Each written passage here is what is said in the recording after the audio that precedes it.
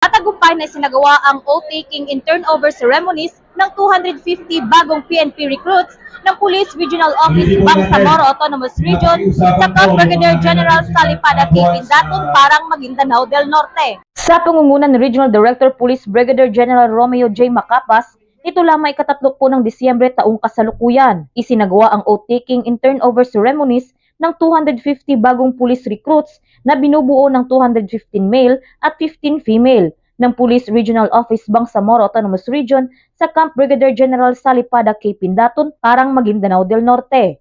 Matapos ang masusing proseso upang makapasok sa pulisya, suot na nila ngayon ang kanilang uniforme. Uniforming minsan ay tanging pangarap lamang sa kanilang mga mata. Ngayon ay isang katuparan na ng kanilang mga ambisyon at pagsusumikap sa harap ng kanilang mga pamilya, kamag-anak at mga kaibigan. Ang seremonya ay naging isang emosyonal na pagtitipon, puno ng yakapan at ilang mga luha ng kagalakan. Ang seremonya na ito ay hindi lamang isang formalidad kundi isang simbolo ng bagong simula para sa mga recruits na magsisilbing mga guro at tagapagtaguyod ng batas at kaayusan sa buong rehiyon. Mula rito sa rehiyon ng Bangsamoro, ako ang inyong PNN correspondent, Patrolwoman Judy Ann Alibo, alagad ng batas, tagataguyod ng Balitang Pulis.